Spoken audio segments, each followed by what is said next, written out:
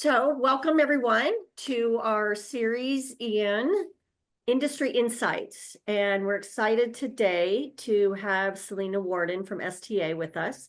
And Selena, we are so thrilled to have you. Absolutely thrilled. We've been working together for a while. Your insight you've brought in the partnership has been fabulous, and your expertise and your vast experience. So I'm just going to go ahead. I think everybody has seen Selena's background. She's very credentialed, and I'm just going to let her go on her wonderful presentation here. Welcome, Selena. Thank you. Thank you, everyone, for joining us here today. My name is Selena Warden. I am the Director of Laboratory Services here at Southwest Transplant Alliance. And we're here to talk about the power of partnerships and how CompuMed has helped us in our impact towards our mission to save lives. So I have nothing to disclose. I have about, more than 20 years in the field. I guess it's politically correct to say greater than when you get closer to the higher numbers, greater than 20. So I'm just going to go with that. Also on the page, we have two of our star employees. We have Ted and Dave here in their lab coats. So this is our beautiful facility here in Dallas, Texas. This is our designated service area. So STA services 10 hospital transplant centers, 270 hospitals, 89 counties in one Arkansas county, and 10.5 million residents. We have a full service laboratory. We are open 24/7. And we do all the testing for organ and tissue donation, as well as we have a clinical laboratory for the donors on site here to manage and monitor them. So the process before CompuMed. So some of the challenges. We were relying on hospitals and pathologists to assist us with frozen sections. So we're on their timeline. The sample would be collected and then transported to whatever location was willing to help us at the time to be able to process the frozen section, and then to find a pathologist that is available outside of the normal 9 to 5. It's challenging. So we needed to be able to access, pathologists 24/7 to continue to save as many lives as possible without delay. So in 2023, we started making some changes. We encountered a few problems in the beginning, but we worked through it. We brought in the cryostat. We would still have to send out the slides for interpretation. And if the slide wasn't good, then we were stuck with starting over with the process, which, takes more time, and it could lead to lost opportunities and intraoperative declines based on looking at the organ alone. So, and also another pain point was the process in which the report would come, a paper report without pictures. The surgeon is unable to see, what was seen on the slide and make a better determination. So it's more based off just the written interpretation on the paper to make a decision. So at the lab, what can we do to impact the life-saving mission, to impact donation? There's really only two things that we can do. We can focus on turnaround time and quality.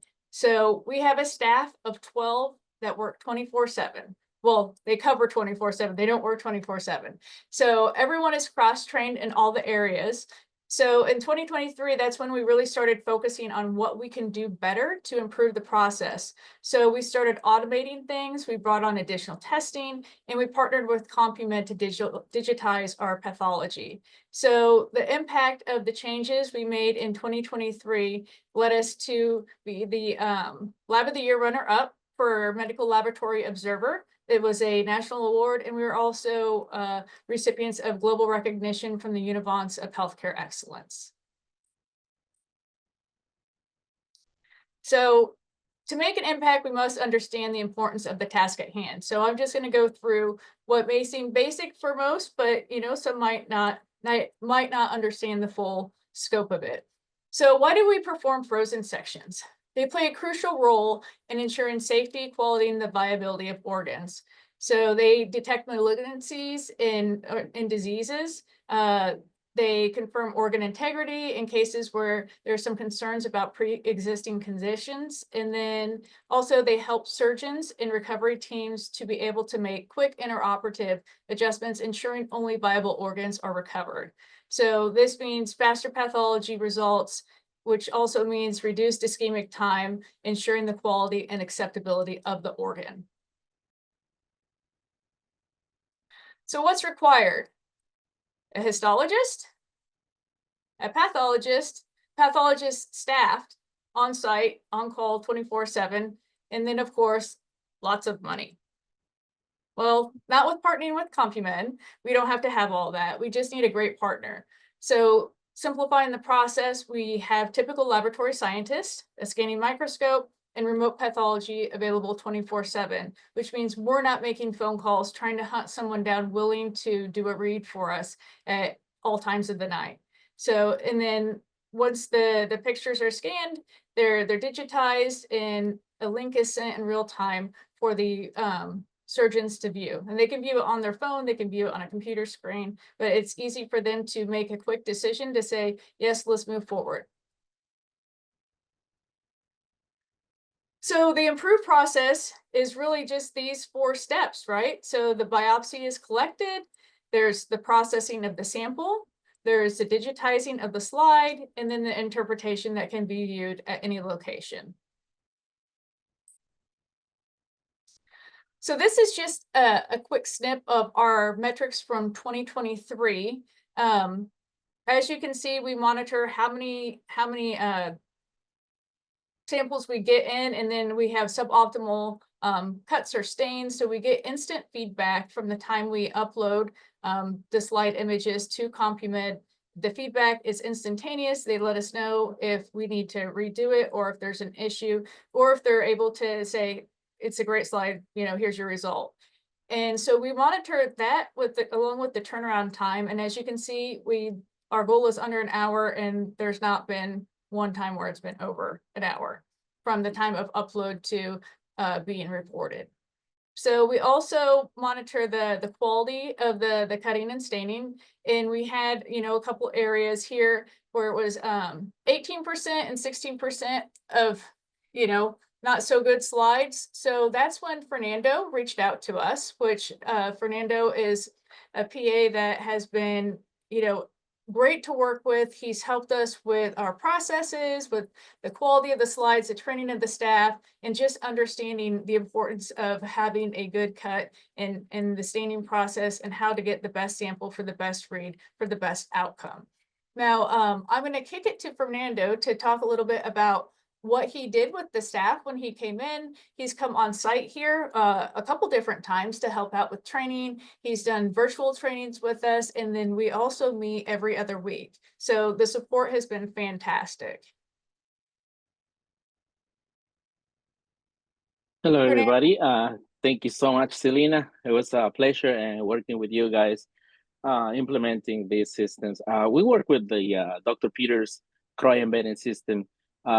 Dr. Peter worked in this for so many years. I have experience with this working for over 15 years. And after the late Dr. Peters passed, we continue working in this, training presidents, and of course, had the pleasure to meet your team. It's extremely important. I'm so very grateful that all the technicians, because they show their willingness to improve, to practice, and constantly giving us feedback of the concerns and the technique of cutting frozen sections. We use this Dr. Peters CROI embedded system. Those are the well bars. We can see to the left is where the tissue goes, and it goes perfectly flat. And this is extremely important, especially with core biopsies, because if the core biopsy is not placed flat, then we're gonna have twisted cores. And obviously, if this is not a phase at the same level, it might have only certain areas of the core, and it's so valuable because it's such a small sample. Same thing happened with the kidney wedge biopsies, because sometimes if the sample is not flat again, we can see only the cortical area, but not the middle of the kidney, where some valuable blood vessels can be evaluated as well. Then we have these little chocks to the center that kind of get embedded in the OCT. And then we have a heat extractor to the left, which help us to kind of being redundant, kind of extract the heat that is being introduced and kind of freeze these samples at -16, -17 degrees. And that allowed us to have great sections. You guys improved that area as well with quite a new cryostat, automatic system for staining. And something that we really value as well is trying to standardize the system. Standardize from the very beginning of receiving the sample, standardize the way we do this with the cryo-embedded system, the Dr. Peters system. Also standardize the staining as well with the time of the staining, changing constantly the solutions. And it's been, you know, such a good improvement and the quality and the results. Our pathologists, we try to make our pathologists offer the best product we have and the best slides so they can render the best diagnosis as well. And we couldn't do it without your help. So you've been a key player in so many good outcomes and quick last minute decisions on ruling in an organ versus ruling out based on, you know, visual inspection. And then we're able to get the slide and the results back. And then they'll say, okay, yep, we'll accept it. I mean, the AI with helping with the interpretation has been great as well, because, you know, you'll have some surgeons look at it and be like, no, I see this, and the AI will prove, like, you know, what they actually see. So it's been a huge impact on our entire operation as far as, you know, saving lives here and, you know, being able to help as many people and recover as many valuable organs as we can to save lives. Yes, absolutely.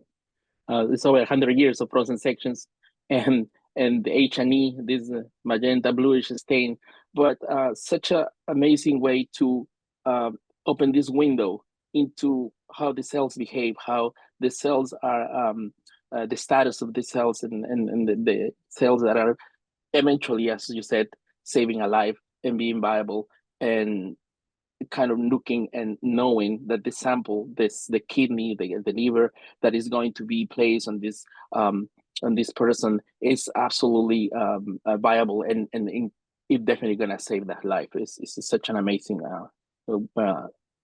tool they're using of frozen sections to evaluate organs. Yes. So I can't say enough about the partnership, the training, both on-site and remote, the evaluation of our workflow, the quality of slide staining and turnaround time monitoring, and then of course the instant feedback. This is all so valuable to us, and we couldn't do it without the support of you all. This is our workflow of what things currently are. I don't have the before. I really wish I did, because it would be a really nice, you know, contrasting picture. But basically, we have the prep area, we have the cryostat, and then we have the stainer, and then of course, lastly, the scanning microscope there at the end. Just 4 easy steps. So the outcome. There's the finished lab, right, that we just had some remodeling done, and we moved everything over to another part of the lab, but it's in the proper flow of everything, and it's simplified. It's a simplified process for quality results that has benefited us with decreased turnaround time, decreased cold ischemic time, and then upload times of less than an hour. And then this all results in, of course, what I've been saying over and over, more lives saved. So Selena, I have to be honest, I got a little teary-eyed. I always do when I hear these, because it really is saving more lives.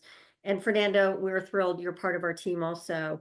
And just another example of what Fernando does, STA brought on another lab tech, and if I didn't get the position right, I'm sorry, Selena.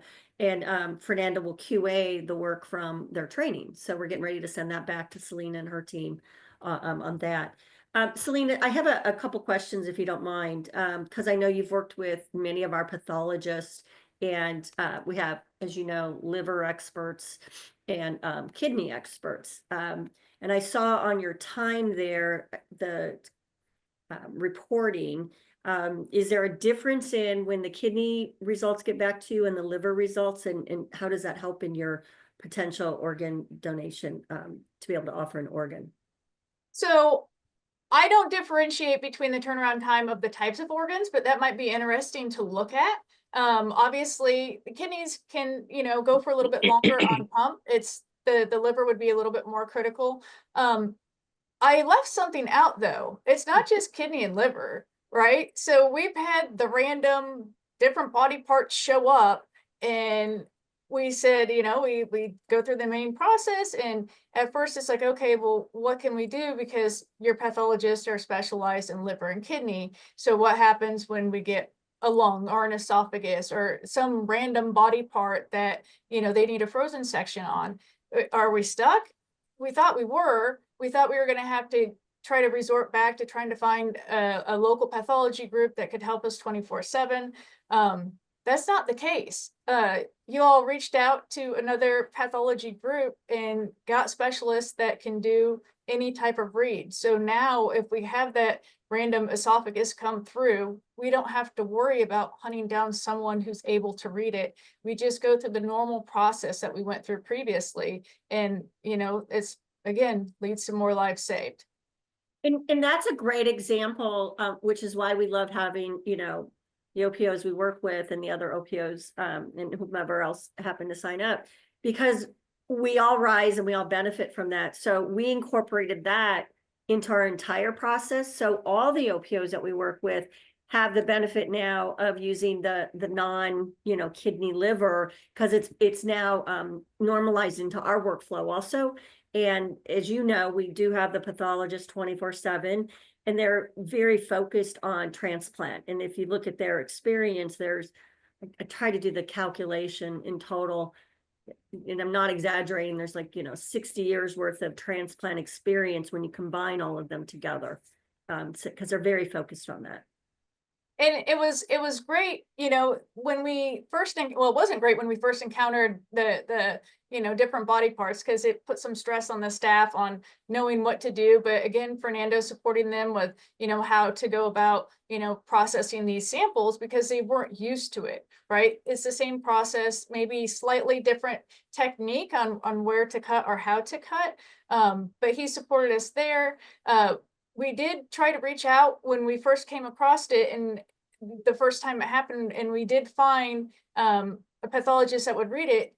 And all we had to do is take the link that we got from CompuMed and send it to them. And they were like, wow, okay, I can click on this and give you a quick read. I remember I was at the state fair when this all happened the first time, and they needed a read, and it wasn't the norm. And it's like, okay, well, what do we do? Let me see who I can reach out to. I mean, I've been in the field for a little bit, so I know a lot of different groups, and, making my rounds through it, we finally found one that was available to help, and just sending the email link, and they were able to give the interpretation, and we were able to move forward. And that's when you all picked it up from there and said, okay, we can do this. And you cut out that process for us of having to try to find someone to send that link to. It's just a normal process. And I can tell you the staff love it, all around, on the clinical side and on the lab side. It just is so simplified, and there's no worry. They every once in a while will be like,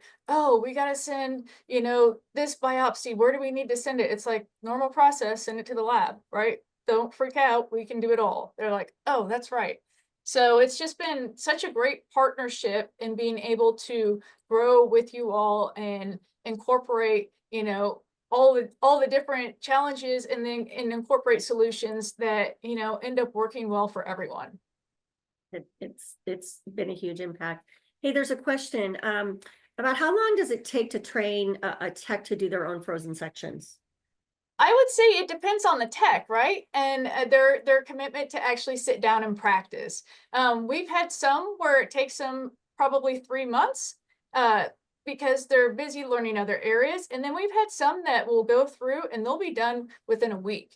And we had, I think, 40 or so slides sent to Fernando by one of our new techs, and she's a rock star. I mean, she just zipped through her training, and, we were excited to see, like, she's like, okay, every time a biopsy came in, she would take the remainder and, practice. And she did it over and over, and she would go and sit in the room and slide after slide after slide.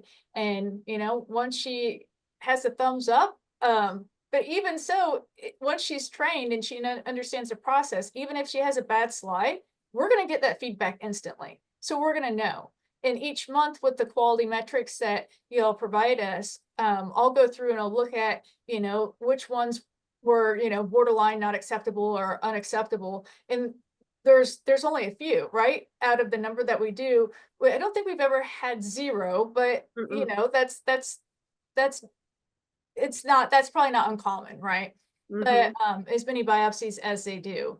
But we'll look through, and Fernando will look and see if there's a trend on, if someone needs, some retraining or whatnot. And it's usually just, the sample was the one case was the sample was just really fatty. It was hard to cut. So, but again, the support there and talking through it and saying, look, this sometimes happens. It's not your fault. It's the sample. And a couple things to add to that for those not familiar, and I don't think, Selena, you approve the invoices, but all these services, the quality metrics reports, the on-site training, Fernando's feedback, we actually also have embedded in our process where the doctors are reading, where they can write notes and click on, substand, certain criteria. That's all included. So these are not additional charges, if you will. So this is all part of our overall service. Just in case anybody's wondering that, who's on the call. And Fernando, we are so thrilled that you are able to travel at times and visit the other OPOs too, in addition to STA. So we got a couple other questions. Have you gotten any feedback from the transplant centers on the consistency of the reports? Me personally, no, but I'm sure the clinical team has, and if it was negative, I would know, right? Okay. So they're always good to point out, like, what we can improve on.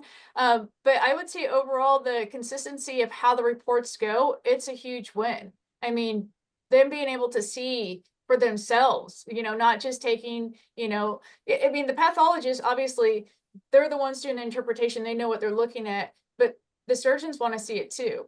And they may feel differently about something, and that may lead to a discussion with the pathologist. And I think maybe that happened one time, and we talked through it, and it was like, nope, it's negative. Like, move forward. You can move forward.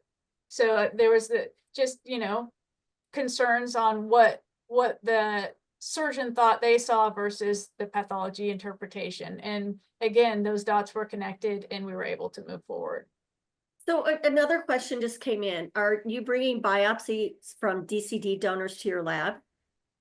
So I don't know, like, I don't track, like, if it's brain dead or a DCD, right? So every biopsy is just it's a donor, right? So I would imagine if they see something on a DCD, they send it as well. So it just depends on if the hospital that they're at for the DCD, if they're able to process that frozen section there on site. Sometimes with like timing with location and whatnot, can really play into things and make it difficult. Like if it was in El Paso, but again, you all are helping us with a solution there too. They were sending the samples back to us, and that's a huge delay. Obviously, it's no longer interoperative because this is after the fact, and it can only be for kidneys at that point because the time frame. So, but yeah, I mean, with the locations, that plays into it. But we do receive samples from all areas of the state, depending on, whether or not the hospitals are able to help or not. And some of the more distant areas, smaller hospitals, facilities, they're not able to do that. But in El Paso, we're going to be doing the same process out there. So again, it's amazing. We're duplicating what we're doing here out there. No more shipping of the biopsies. It's going to be great. That's wonderful. Do you happen to have, I don't have one. I was thinking we could show a link, but we're getting close on our time here. Maybe we can do that with a follow-up because your comment earlier on the ease for the transplant surgeons, for any doctors looking at it, and the sharing of the link.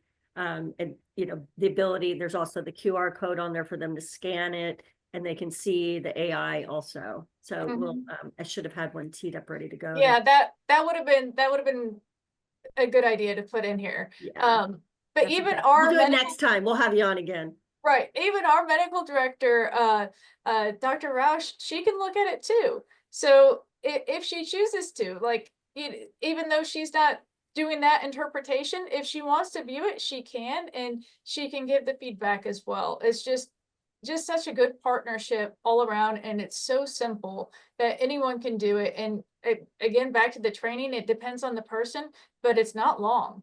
It's not really that long for the benefit of the outcome. Right. Okay. So I don't know if there's any other questions here, but I think we will go ahead and wrap up here unless there's any other questions. Selena, I can't thank you enough, and I know that everybody from the team that's on. First, you know, I think our dogs have to have their own webinar eventually, but I digress because everybody loves dogs. And your entire team. I know you're the face of the team, but there's so many folks that we work with at STA, and we definitely hope that others have learned how simple this process, there's a lot of work, but how simple the process can be to implement and to do the frozen sections and upload and have CompuMed's pathologists read them and get the reports back timely, and also the quality metrics. So it's been an amazing partnership, and we can't wait to continue and, as you said, grow together and, you know, hopefully help other OPOs and increase the number of lives saved. Agree. Yeah, Thank you too. like with the staff, me being the face, not so much. I'm just here to help relay how my staff performs and what they've learned and what we're able to do. Y'all have taken it really out of my hands and made it easy. I'm not arranging for training. I'm not, you know, doing this or doing that, making sure things are uploaded. I'm cut out of the process, and that's okay. I can get to the reports if I need to. I can step in, I can help facilitate, but y'all took that stress off of me. I'm no longer making phone calls, so we love it.